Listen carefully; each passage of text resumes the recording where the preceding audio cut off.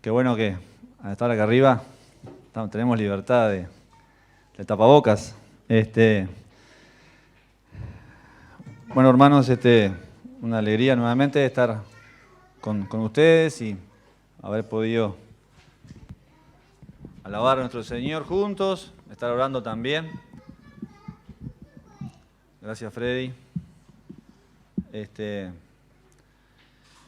Saben, hermanos, que mientras escuchaba y cantaba algunas de las canciones iba tomando nota de que muchas cosas, palabras interesantes que cantamos, tenían que ver con lo que yo quería compartir con ustedes en esta noche. Así que en el transcurso de la exposición voy a hacer referencia a esas palabras que cantamos. Y saben también que las historias que están escritas en la palabra, ¿verdad? De hechos que sucedieron, de hechos que van a suceder, el anuncio desde los profetas de la venida de nuestro Salvador, todo lo que sabemos, ¿verdad? Es palabra de Dios para nosotros, para cada uno de nosotros, donde el Señor se nos da a conocer. El Señor también nos dice lo que quiere de nosotros, ¿verdad? Y es para todos, ¿verdad? Para todos, por eso estamos hoy acá, alumnos de escuela dominical, maestros de escuela dominical, algunos ancianos, líderes de ciertos ministerios, para todos nosotros. Y bueno, para aquellos que no conocen al Señor y para los que tenemos la bendición de haberle conocido. Y vamos a ver dos historias en el Antiguo Testamento, de dos personajes, uno que le daba la espalda a Dios y otro que era conforme al corazón de Dios. El tema que vamos a hablar lo vamos a ir dilucidando a través de la palabra. Una de las canciones que cantaba y me recordaba, podemos ir a la carta a Filipenses, por favor. Una de las canciones que me recordaban de lo que íbamos a hablar era esa de la penúltima que cantamos, creo que fue, cuán grande es Dios.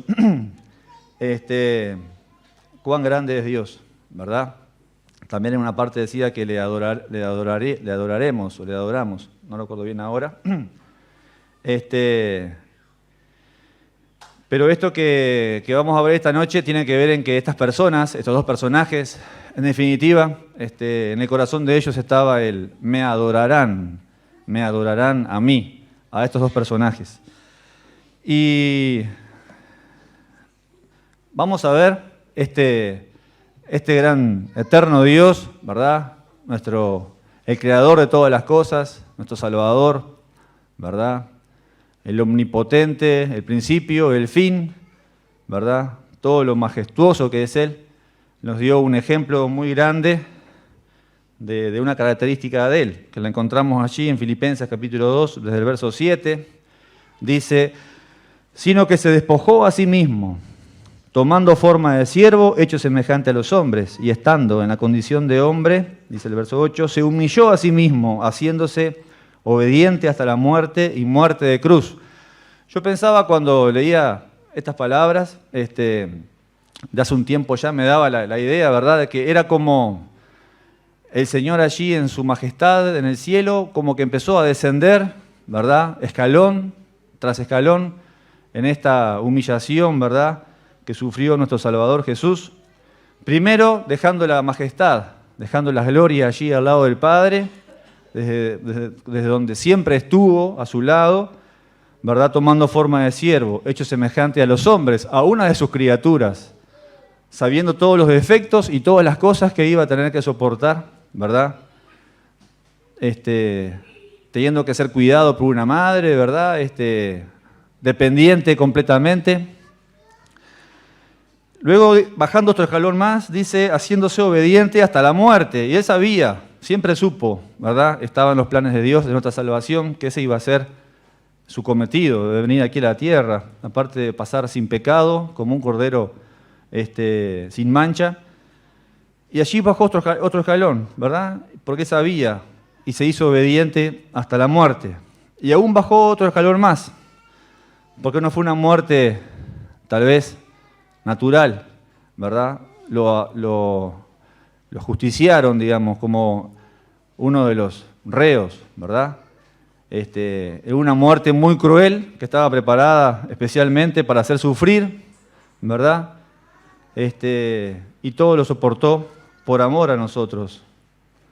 Y pensaba, hermanos, que en este sacrificio de nuestro Salvador, en esta humildad, ¿verdad?, que Él mostró en todo momento, si nosotros tomáramos este ejemplo para nuestras vidas, cuántas cosas nos evitaríamos, cuántos pleitos, cuántos problemas,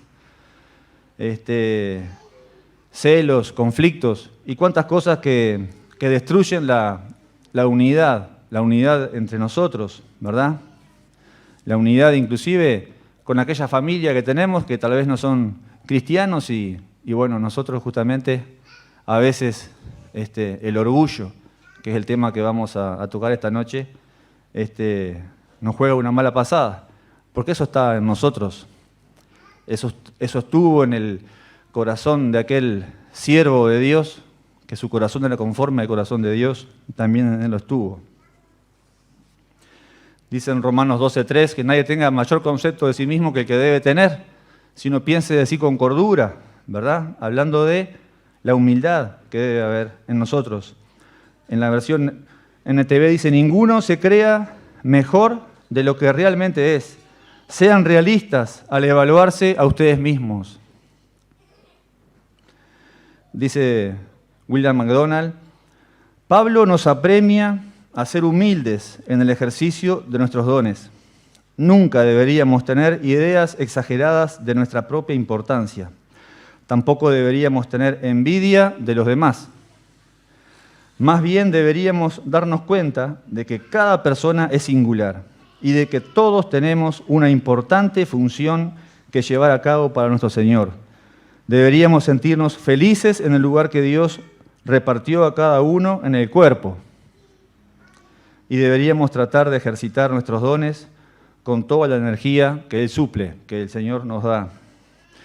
Con respecto a la palabra orgullo, allí en el diccionario, dice que es exceso de estimación propia o valoración, presunción, engreimiento, vanagloria, vanidad.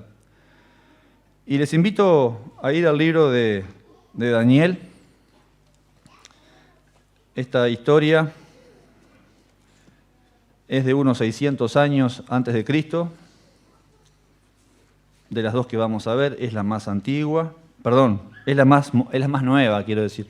De las dos que vamos a ver, es la más moderna.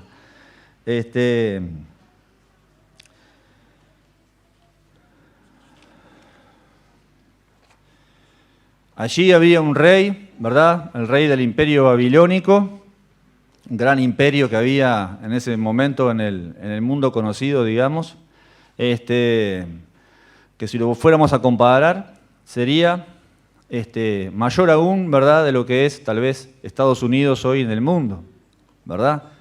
No tenía rivales el imperio babilónico, no tenía rivales, era imponente ese imperio, e imponente era Babilonia. Es más, los jardines colgantes y demás son una de las 7 maravillas de la humanidad. Realmente era algo increíble. Y vamos a leer en el capítulo 4.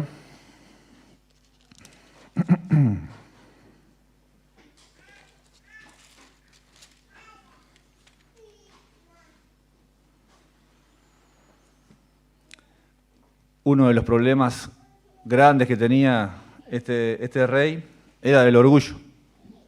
Y los utensilios del templo de Jerusalén, por ejemplo, él los había robado, los había llevado a su templo, dice en la palabra. También una historia conocida es la estatua que él se mandó construir de él mismo para que las personas le adoren. Él se creía un dios más de todos los dioses paganos que adoraban en aquella época. El Señor quería tratar con su corazón, quería tratar con ese orgullo que él tenía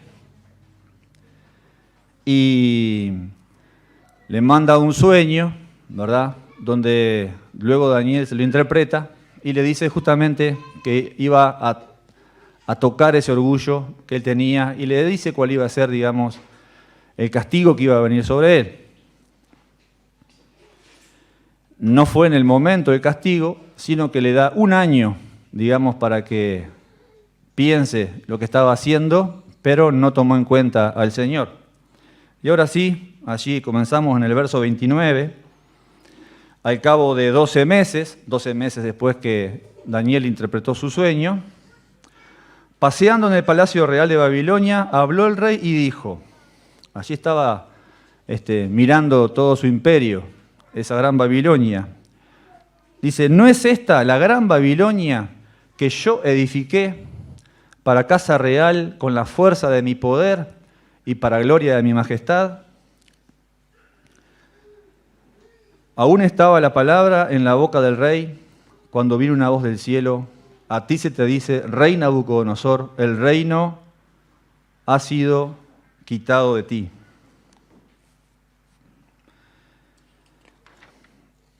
Vemos que tuvo la posibilidad de cambiar el rumbo de la historia que estaba marcada para él, ¿verdad? Tuvo esos 12 meses, pero no lo aprovechó. Tuvo la oportunidad de cambiar el rumbo de su vida y no lo aprovechó.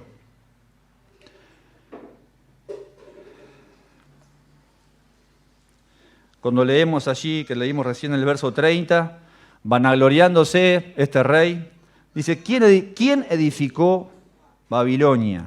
¿Verdad? Y esta era esa palabra que les mencionaba hoy, ¿no? De me adorarán. Entonces él decía, yo edifiqué. ¿Para qué la edificó? Para casa real, para él mismo. ¿Con qué la edificó? Con la fuerza de mi poder, dice Nabucodonosor. ¿Y cuál era el verdadero motivo? ¿Para qué la había edificado? Dice, para gloria de mi majestad. El Señor, ¿verdad?, tuvo cierta consideración con este rey y le dio una oportunidad, como nos dio a todos nosotros, quienes somos ahora hijos del Señor. Pensemos de qué manera el Señor nos habló en aquella época que le dábamos la espalda al Señor. ¿De qué manera nos habló? ¿Cómo nos habla hoy? ¿Verdad? A través de la palabra, cuando estamos en nuestra casa y podemos leer la misma. Tal vez a través del consejo de algún hermano referente, de algún líder, de algún ministerio. A veces cuando vamos a un campamento, a un retiro. El mensaje de la iglesia, a través de la radio, de literatura. De tantas maneras, ¿verdad?, que el Señor nos habla. ¿Y cuántas veces lo ha hecho también? Y que ha sido paciente con nosotros. En mi caso, después que estuve apartado un tiempo, más o menos 6 años, en mis primeros años de liceo, repetidas veces los hermanos allí de Mercedes, variando quiénes eran los que iban, quienes ahora aún siguen en los caminos del Señor. Bueno, ellos iban, ¿verdad? Hablar con mis padres, yo era un muchachito ahí, les escuchaba. Él tuvo paciencia conmigo y todos somos acá personas que podemos dar fe de que Él fue paciente con cada uno de nosotros. Y lo es también con aquellos que aún no le han dicho sí al Señor para que les salve.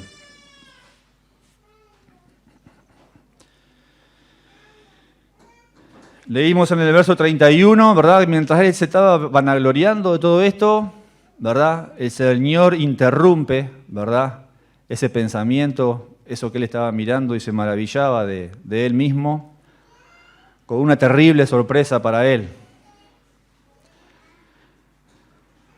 Quedó atónito, puse acá en unos apuntes, estupefacto, pasmado, atontado, aturdido y sin posibilidades de reaccionar. El tiempo ya había llegado al fin. El Señor tuvo paciencia con él de 12 meses.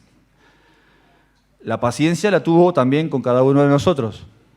La paciencia va a tener un límite del Señor con quienes aún no le han aceptado en su corazón, quienes aún no han reconocido su pecado y le han pedido perdón. El límite va a ser aquello que con Abel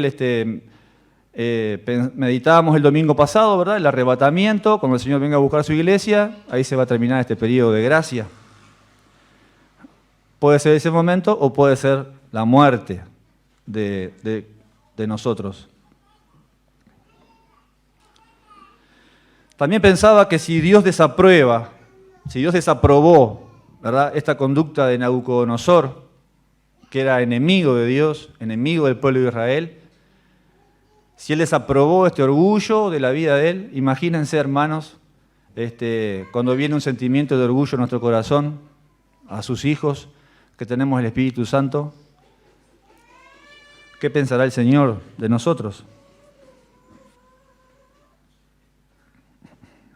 Podemos decir, ¿qué somos nosotros? ¿Qué hemos logrado nosotros llevando los pensamientos de Nabucodonosor? ¿Qué tenemos nosotros, verdad, que el Señor no nos haya dado? Tal vez muchos de nosotros ni estaríamos vivos a razón del pecado que teníamos, ¿verdad?, de las cosas en que andábamos. Capaz que alguno estaría preso, o quién sabe qué sería de nosotros, como dice también una canción.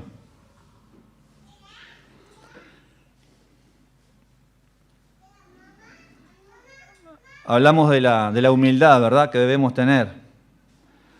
Tampoco tener un justo, ¿verdad?, una justa medida de la humildad que debemos tener. Tampoco es despreciarnos a nosotros mismos porque somos muy valiosos para el Señor. Si seremos valiosos, que Él mandó a Jesús a morir en la cruz, a su único Hijo. Y ese es el valor que tenemos para Dios. Y dice en el versículo 32, lo que ya Daniel le había dicho que le iba a suceder si no tenía este cambio, que no lo tuvo, que se llama, leyendo algo, es una enfermedad, no sé, acá tenemos dos que saben más que yo en esto, pero zoantropía, con Z, zoantropía, dice, trastorno psiquiátrico en que el enfermo se cree convertido en un animal.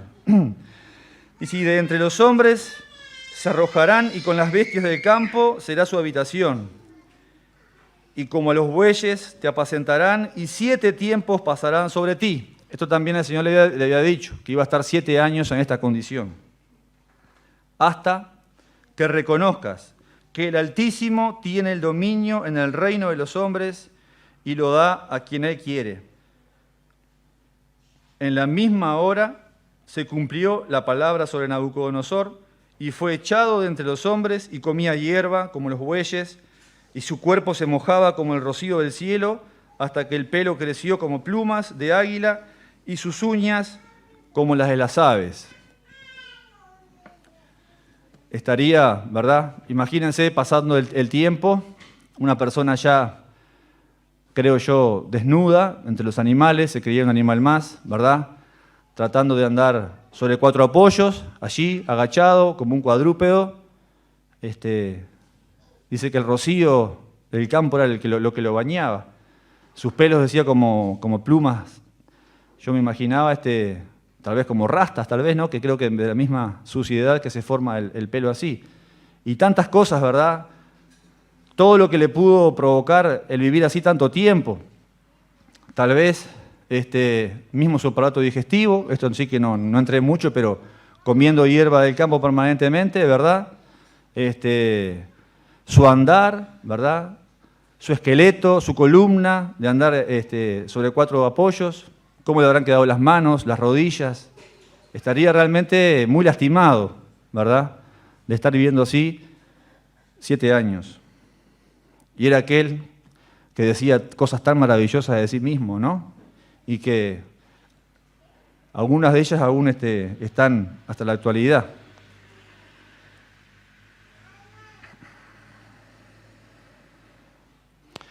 Sería expulsado de vivir con los hombres, a vivir con y como los animales en el campo, su corazón de hombre cambiado a corazón de bestia.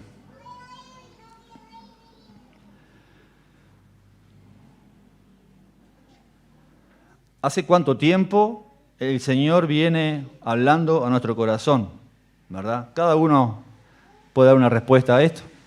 ¿Hace cuánto tiempo el Señor viene hablando, verdad? esperando que de nosotros haya un cambio de postura, como vamos a ver que en definitiva al final tuvo Nabucodonosor. ¿Cuánto más tenemos que caer para volvernos a Él, verdad? Él lo podía haber hecho en ese tiempo que tuvo esa oportunidad que no aprovechó, no lo hizo. Iban a pasar 7 años, ya el Señor lo había dicho proféticamente. Pasó 1 año, 2 años, 3 años. Tuvieron que pasar 7 años así, ¿verdad? Y pensando en nosotros, ¿cuánto más tenemos que caer? ¿Cuánto más tenemos que caer en el pecado, caer en nuestro ser? Siempre me acuerdo de una persona que en alguna oportunidad también con Giselle visitamos, que la conocía hace muchos años. Ella nos dijo en una oportunidad, o fue a mí solo, no recuerdo esa vez, me dijo, he perdido hasta la humanidad, me dijo, ¿verdad? Cayendo en picada. ¿Hasta cuándo? ¿Verdad?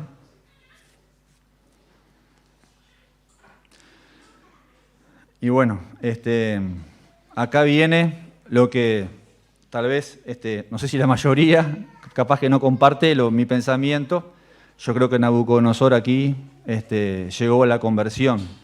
Y yo creo que personalmente el Señor sabe quiénes son salvos. Yo no sé quiénes están escritos en el libro, como también lo mencionaba Abel, pero yo creo que su nombre está escrito en el libro de la vida. Y una de las cosas también, que fueron de las últimas canciones que allí anoté, decía, mas ahora mis ojos te ven. Y ese cuerpo allí, agachado de Nabucodonosor, dice en el verso 34, mas al fin del tiempo, yo, Nabucodonosor, alcé mis ojos al cielo,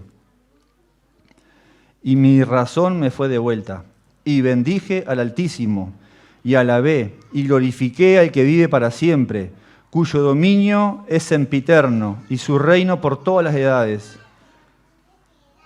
Todos los habitantes de la tierra son considerados como nada, y Él hace según su voluntad en el ejército del cielo y en los habitantes de la tierra, y no hay quien detenga su mano y le diga, ¿qué haces? La clave aquí, hermanos, está en alcé mis ojos al cielo, ¿verdad? Aquel que se miraba a sí mismo, que decía, me gloriarán, ¿verdad? Me van a magnificar a mí.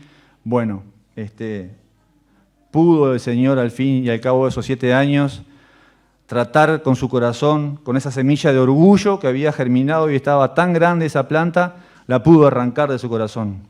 Y ahora vemos a un rey, también en otros pasajes que vamos a ver, humillado delante del Señor y reconociéndole.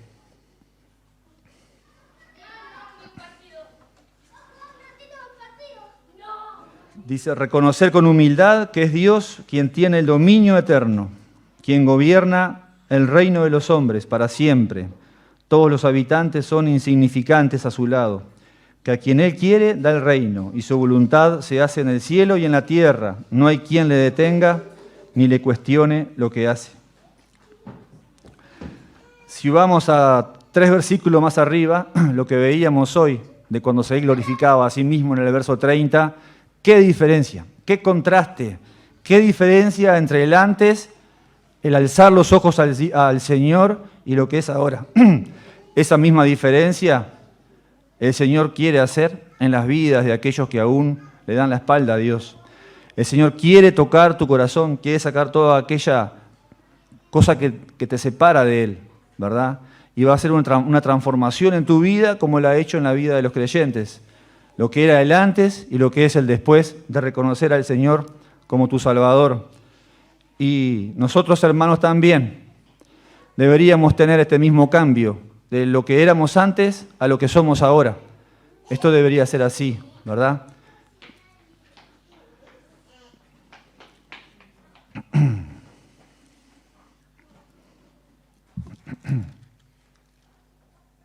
Dice en el verso 36, como resultado de este reconocimiento y lo que había razonado, dice, en el mismo tiempo mi razón me fue de vuelta, y la majestad de mi reino, mi dignidad y mi grandeza volvieron a mí, y mis gobernadores y mis consejeros me buscaron, y fui restablecido en mi reino, y mayor grandeza me fue añadida. Y aquí es inevitable pensar también en la vida de Job, ¿verdad? Y Santiago 4:6 dice, resiste a los soberbios y da gracia a los humildes. La mano del Señor que da, esto lo he escuchado algunas veces, es mayor de la mano que quita. Y esto lo experimentó Job, lo experimentó Nabucodonosor y también lo hemos experimentado muchos de nosotros. Hay un contraste entre la vida de desobediencia y rechazo a Dios a una vida que le reconoce ya. Dice en el verso 37, ahora yo, Nabucodonosor, alabo, engrandezco y glorifico al Rey del cielo, porque todas sus obras son verdaderas y sus caminos justos, y Él puede humillar a los que andan con soberbia.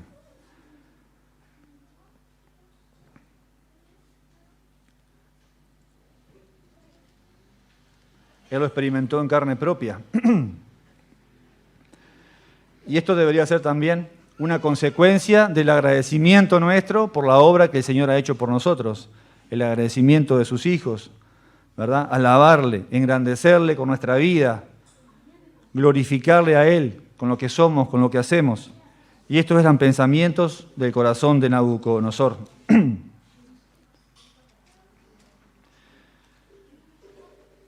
Termina por acá Daniel, ya me trae un poquito de agua tal vez, Abril, que es más ágil, más rápida. Ya Daniel deja de hablar de Nabucodonosor, empieza a hablar de algunos descendientes de él. Esto es lo último que tenemos allí. Y pensaba hoy también que esto lo vemos en el capítulo 4.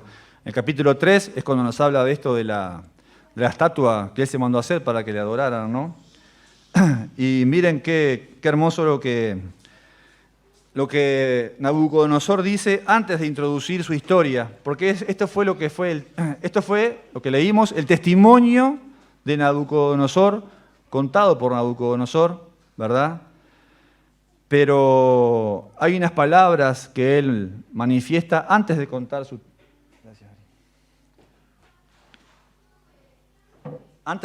testimonio.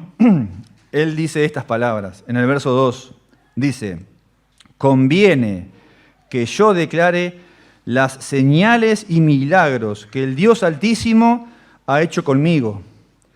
Cuán grandes son sus señales y cuán potentes sus maravillas. Su reino sempiterno, o sea que es sin fin, que no tiene fin, y su señorío de generación en generación. Y esto, imagínense, si le movió a Nabucodonosor para dar su testimonio, imagínense en todo ese imperio, con la potestad que él tenía sobre el reino, digamos, cómo lo habrá hecho. Y cuántas personas habrán escuchado el testimonio de este rey. Y bueno, también nosotros, sus hijos, tenemos algo hermoso para contar de lo que el Señor ha hecho en nuestras vidas, como lo hizo Nabucodonosor.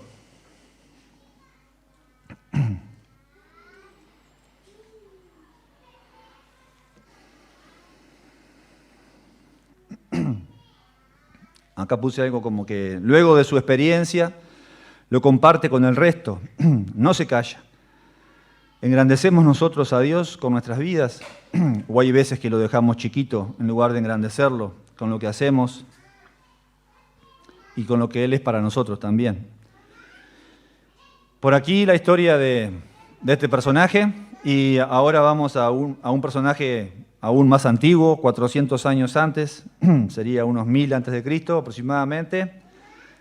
Ya algunos ya saben que vamos a hablar del rey David. Esto que les mencionaba, que es conforme al corazón de Dios, eso lo encontramos en 1 Samuel 13:14.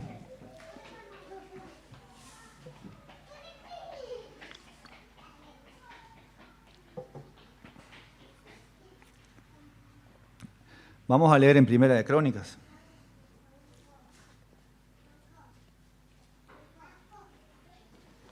Capítulo 21.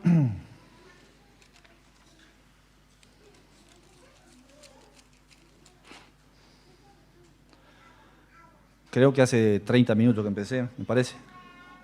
Por ahí, ¿no? Hace mucho, si no, dejamos para el miércoles que viene este personaje. ¿Estamos bien? Bueno.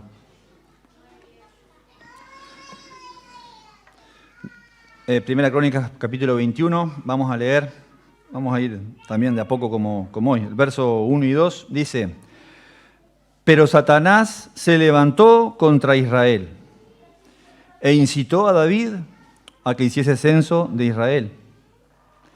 Y dijo David a Joab y a los príncipes del pueblo: Id, haced censo de Israel, desde Beerseba hasta Adán, e informadme sobre el número de ellos, para que yo lo sepa.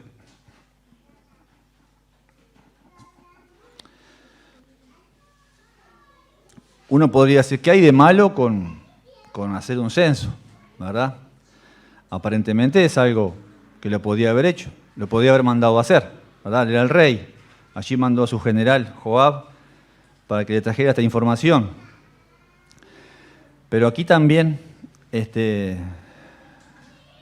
enemigo, ¿verdad? Satanás, conociendo también la debilidad de nuestro corazón hacia el orgullo, plantó allí la semillita del orgullo en el corazón de David. Y ese fue el pecado, ¿verdad? No había nada de malo, aparentemente. Muchas cosas podemos hacer nosotros también, ¿verdad? Sus hijos, por ejemplo. Tantas cosas podemos hacer de servicio, de, no sé, una cantidad de cosas para el Señor, que aparentemente son buenas. Dice, qué bueno, fulanito, qué bueno, fulanita. Pero deja de ser bueno a los ojos de los hombres, porque Dios te está mirando y sabe lo que tenés en tu corazón para hacer lo que estás haciendo. Podría engañar tal vez, ¿verdad?, al pueblo, a los soldados, los podía engañar con este censo. A Joab no lo engañó. Joab estaba cerca de David y le conocía y sabía que por ahí venía el tema, ¿verdad? Tal vez nosotros también, quiera Dios que no, ¿verdad? Pero que nos examinemos. Estamos por comenzar un año también de servicios y demás. Lo venimos haciendo y bueno, pensemos también en esto, hermanos, y que el Señor nos libre de tener pensamientos similares. David, ¿verdad? De raíces pastoras, digamos, ¿verdad? Él era el pastor, por excelencia, ¿verdad? Desde las ovejas, aquellas que cuidaban en el desierto, y de su pueblo. Él era el líder de su pueblo. Su pueblo lo admiraba más que a Saúl, que cuando Saúl era rey, lo admiraban más. Le cantaban, ¿verdad? De las glorias, de las victorias que él tenía en el campo de batalla. Era el líder de ese pueblo. Pensaba, hermanos, que el enemigo también sabe dónde golpear. Yo pensaba, mientras venía para acá, ahí meditaba algunas cosas, le preguntaba a Giselle, ahora vine, tomé unas notas ahí y antiguamente se daban mucho las películas de cowboy. De cowboy le decíamos a Mercedes, capaz que acá le llamaban, no sé, el otro, películas del oeste, del Far West, de Estados Unidos, ahí, la conquista del oeste. Y cuando peleaban contra los indios, una cosa que era característica, ¿a quién tenían que matar? Bueno, al menos eran las películas que miraba yo en Mercedes, que eran de la red uruguaya, capaz que por los tapabocas no los escucho. Al cacique, ahí está, tenían que matar. Buscaban el que tenía más plumas, el que tenía más colores, el que estaba por allá y en un caballo grandote, y decían, a ese tenemos que matar. Y mataban a ese cacique, y los indios bajaban, así fueran ganando, ¿no? Bajaban y se iban.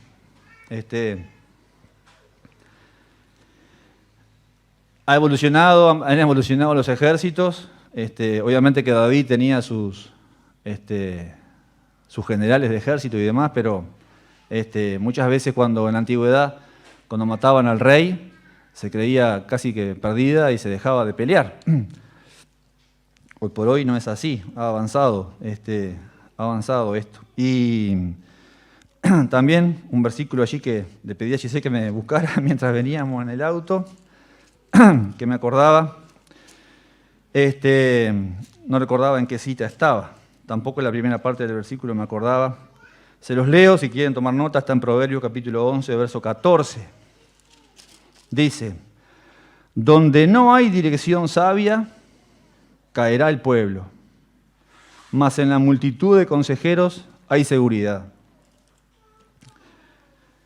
Los ejércitos hoy por hoy, cuando van a hacer algunas misiones, no solamente tiene que ser ir a la guerra, puede ser ante inundaciones, tener que dar alimentos a las personas. Ahora el tema de la distribución de las vacunas, que también la va a hacer el ejército. El comandante, digamos, de la fracción, tiene, digamos, asesores en cada tema, ¿no? Asesores en el personal que tiene a disposición, asesores en cómo está el enemigo, cómo está la situación, cómo está el terreno donde van a ir, si va a haber lluvia, si va a haber sequía, uno que es experto en la parte de operaciones, otro que es experto en logística, en vehículos, en sanidad, otro en asuntos civiles para tratar con la población. Hay muchos, o sea, abarca mucha cantidad de asesores, ¿verdad? Y tomar una decisión lleva tiempo. Y en la multitud de consejos está la sabiduría. Allí él tenía a su lado solamente al general Joab para que le diera algún consejo, ¿verdad? El cual no tomó. Y pensaba también en la iglesia de Manga, ¿verdad? Que tenemos un cuerpo de ancianos importante, ¿verdad? Para tomar decisiones sobre la obra del Señor y sobre nosotros. Y cuán necesario es esto, ¿verdad? Que no sea una unipersonal, por decirlo de alguna manera, ¿verdad? Es necesario y el Señor así lo quiere. Y gracias a Dios que vamos por buen camino, digamos.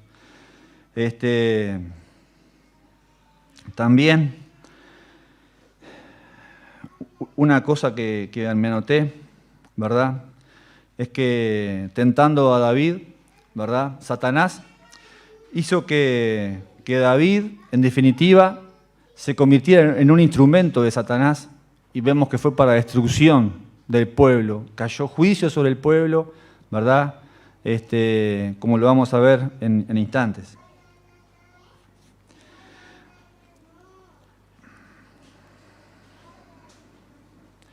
Dice en el versículo 3, y dijo Joab, añada a Jehová a su pueblo 100 veces más, rey y señor mío.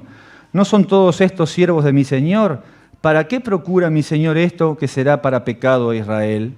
Bueno, acá no había dudas, ¿verdad?, de la palabra sabia de ese general, ¿verdad?, de Joab, sobre lo que estaba haciendo David, conociéndole su corazón también el rey, el general, sabía que esto iba a ser para mal.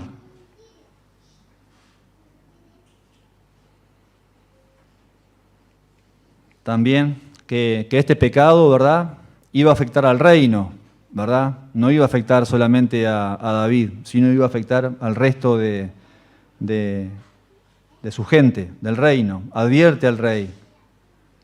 Imagínense que la misma tentación le pudo haber traído Satanás, tal vez, a Joab, que era el general del ejército, para ver cuántos soldados componían su ejército. Porque sin dudas que en las tribus y demás estaba todo muy esparcido y no sabían bien el número de gente que podía armarse la guerra. Y bueno, ¿quién más que el general también podía tener esos deseos, ¿verdad? Esa semilla de orgullo en su corazón.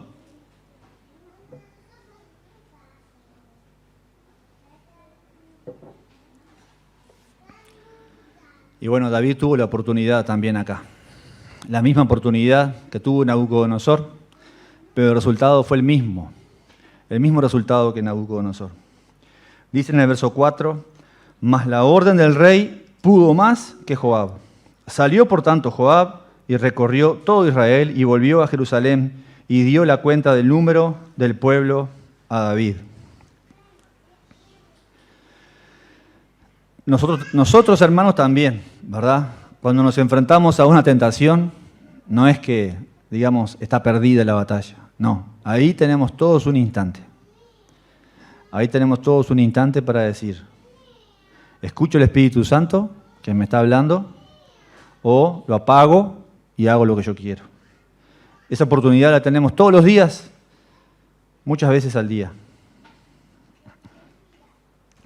A pesar de todo ello, decidió continuar y desobedecer a Dios David. Sin duda que David era un hombre, ¿verdad?, con el corazón como el Señor, sin dudas. Estamos lejos nosotros, que el Señor se compadezca de nosotros y tomemos muy en cuenta cuando tenemos estas oportunidades a diario.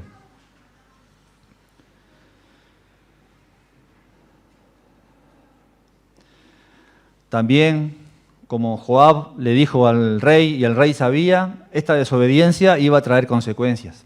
También, ¿verdad? No podemos nosotros decir, no sabemos que el pecado lo traiga sobre nuestras vidas, ¿verdad? Lo puede tener con nuestra familia, con nosotros mismos. Dice en su palabra también que algunos hermanos, ¿verdad?, de la iglesia primitiva habían partido de la presencia del Señor, justamente por temas de este estilo. Consecuencias en la familia, consecuencias en el trabajo, con los amigos, en la iglesia, ¿verdad? Ya en el verso 5 dice, y había en todo Israel 1.100.000 que sacaban espada, y de Judá 470.000 hombres que sacaban espada. Entre estos no fueron contados los levitas, ni los hijos de Benjamín, porque la orden del rey era abominable a Joab.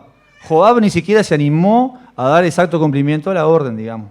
Contó y dijo, a los levitas no los puedo contar, tampoco los descendientes de Benjamín. Dice que era abominable a Joab la orden que le había dado el rey, y no se animó a hacerlo. Obviamente que si el rey se hubiera enterado, corría en peligro su vida, ¿no? Dice en el verso 7, asimismo, esto desagradó a Dios e hirió a Israel.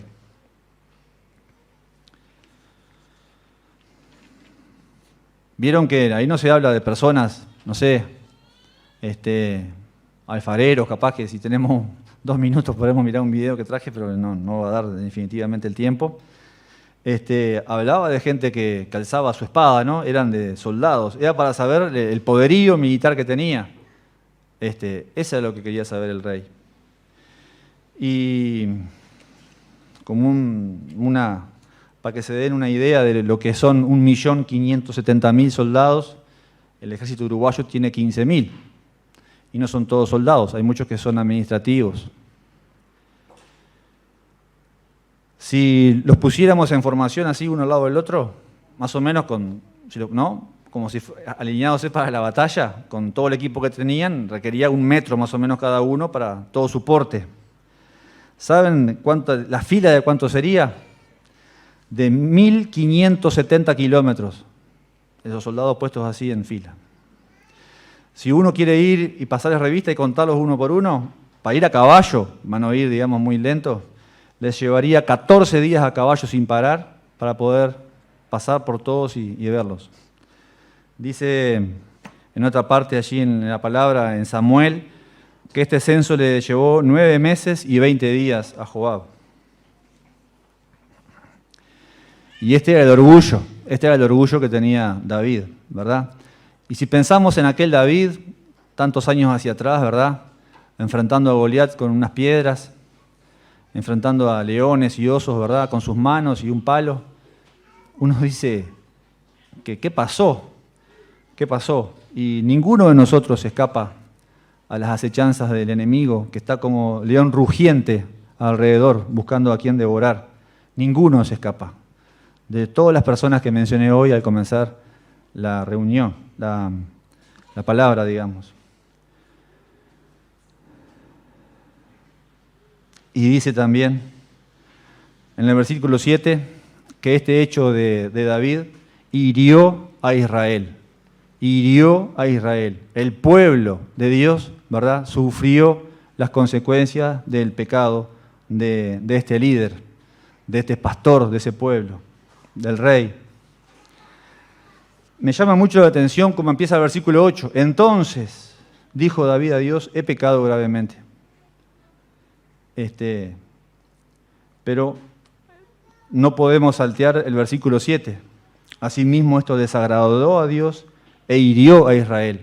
Entonces, dijo David a Dios, he pecado gravemente al hacer esto. Te ruego que quites la iniquidad de tu siervo, porque he hecho muy locamente. Del verso 9 al 12 leemos rápidamente. Y habló Jehová a Gad, vidente de David, diciendo, ve y habla a David y dile, así ha dicho Jehová, 3 cosas te propongo, escoge de ellas una que yo haga contigo. Y viniendo Gad a David le dijo, así ha dicho Jehová, escoge para ti, o 3 años de hambre, era una, o 3 meses ser derrotado delante de tus enemigos con la espada de tus adversarios, era la segunda, y la tercera era, o 3 días la espada de Jehová. Esto es, la peste en la tierra y que el ángel de Jehová haga destrucción en todos los términos de Israel. Mira, pues, ¿qué responderé al que me ha enviado? Más allá de pedir perdón, ¿verdad? El pecado trae consecuencias, hermanos. Más allá de que reconozcamos que nos hemos equivocado, que volvemos, ¿verdad? El pecado trae consecuencias. Puede traer consecuencias a nuestras vidas, puede traer consecuencias en la iglesia, en nuestra casa, en nuestro entorno, en nuestro trabajo, en nuestra familia, ¿verdad? Y quedan marcas también. Sabemos que muchos de nosotros traemos marcas de cuando estuvimos lejos del Señor, ¿verdad? Cuando no le conocíamos. El pecado es así. Dice en el verso 13, entonces David dijo a Gad, estoy en grande angustia, ruego que yo caiga en la mano de Jehová, porque sus misericordias son muchas en extremo, pero que no caiga en manos de hombres. También es muy interesante que David escoge de las 3 caer en manos de Dios, ¿verdad? Que el ángel de Dios me castigue. Era eso preferible, conociendo al Señor, porque él le conocía, era conforme a su corazón, conociendo al Señor, él decía, prefiero caer en manos de este Dios misericordioso, que me ama y perdonador, y que me ha sacado adelante en tantas batallas, prefiero caer en sus manos y no en manos de hombres.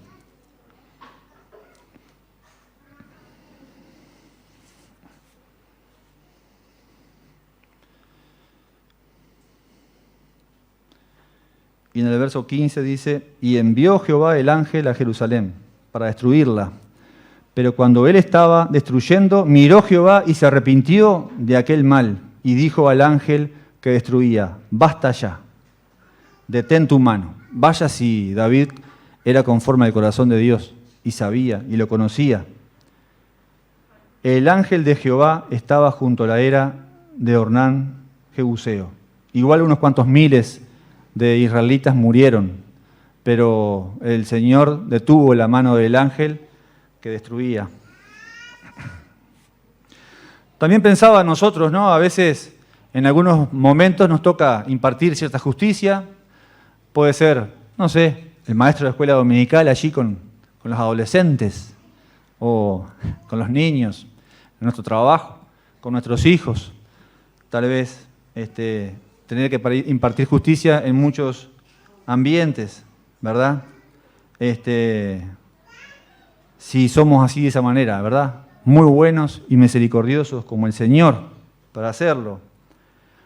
Nadie está libre de cometer cualquier pecado, dice 1 Corintios 10:12.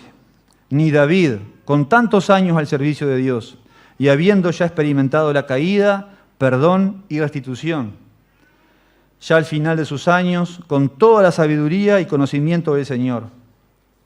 Estemos sumamente alertas a que ninguna raíz de orgullo nos aleje de la unidad en el Espíritu con nuestro Padre y con nuestros hermanos, lo que puede al fin manifestarse en celos, peleas, murmuraciones, rompiendo la unidad, el amor que nos debe distinguir como hijos de Dios y que es el mejor testimonio hacia los de afuera.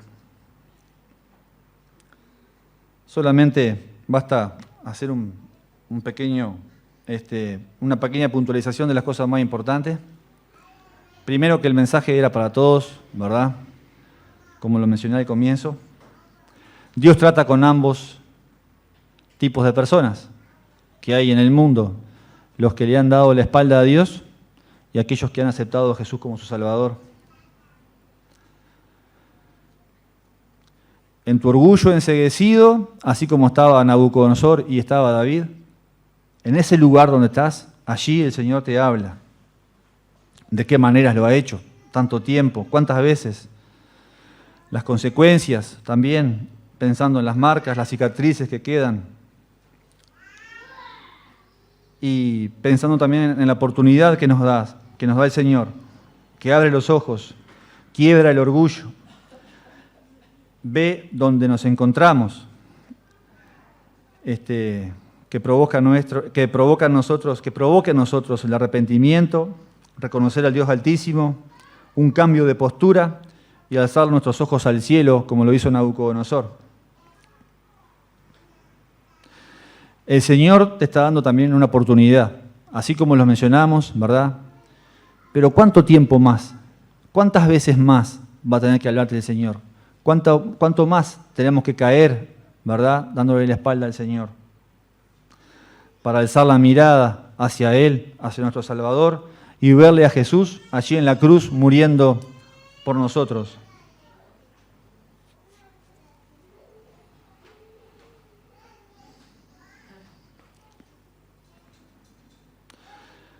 Cuando hacemos también ciertas acciones o servicio al Señor, ¿verdad? Tratar de que no haya ningún pensamiento erróneo en nuestro corazón. Estar alertas de no ser un instrumento del enemigo que pueda acarrear destrucción. Oremos unos por otros. Nos necesitamos mutuamente en la oración. Y tenemos un momento decisivo ante la tentación, siempre. Y bueno, perdón por el tiempo que se fue, hermanos. Son 2 minutos del video. Algunas hermanas ya lo vieron porque se compartió en el grupo de las hermanas, pero nosotros los varones no lo pudimos disfrutar. Y habla también de cómo el Señor trabaja en nuestras vidas, ese alfarero, ¿verdad? Cómo nos va moldeando, ¿verdad? Y es contado por un alfarero mismo. Así que bueno, si llegué hasta acá, 2 minutos más, no le hace mucho la cosa, perdón, y Dios les bendiga. Una vez, en tiempos antiguos, le dijo Dios a su profeta que subiera a la casa del alfarero, que le iba a enseñar una lección. El alfarero estaba torneando. Estáis en la casa de un alfarero y el alfarero está torneando una vasija de hidromiel. Entonces estaba haciendo aquella vasija de una manera primorosa, terminándola, pero se le rompió, se le estropeó en sus manos al alfarero. Y le dijo Dios, no te preocupes, vuelve a amasar el barro, amásalo de nuevo. Y el alfarero tuvo que volver a amasar el barro, compactarlo al barro, para amasarlo hay que hacerle un poco de daño, hay que moverlo, hay que sujetarlo para que vuelva a ser útil. Tiene que el barro ser reutilizado, pero después de haber sido otra vez reamasado por el alfarero. Y entonces él le dijo, pues haz otra vasija, pero con el mismo barro. Y ahí estamos, ahí está el alfarero haciendo una segunda vasija con el barro que ha sido reciclado o reutilizado. El alfarero utiliza una rueda, que es una tecnología muy antigua. Aquí a España vino la rueda, a Tarsis, por medio de los fenicios, la habían inventado los sumerios, y el alfarero, con el barro reciclado, ha hecho una nueva vasija que está terminando. Y luego habría que ver la aplicación espiritual. Solamente Dios puede hacer de nuevo, ex novo, una nueva vasija con el mismo barro. Es decir, solamente Dios puede remodelar al hombre, al ser humano, una vez que se ha estropeado. Y ese es el trabajo del Señor. Yo conozco en mi entorno cultural, en mi entorno social, personas que han caído en situaciones bastante degradadas. El mundo es un mundo peligroso y cuando una persona se estropea, es la metáfora del barro, solamente Dios la puede volver a reutilizar, a retomar. Y hemos, repito, conocido personas que a la invocación del nombre de Dios han sido sanadas de situaciones muy dramáticas. Ese es el trabajo del alfarero. Vino en la metáfora de Jeremías, en la metáfora o en la parábola bíblica, el alfarero es Dios, el hombre es el barro, y cuando se estropea el barro, cosa muy habitual en la vida, es solo Dios el que lo puede restaurar.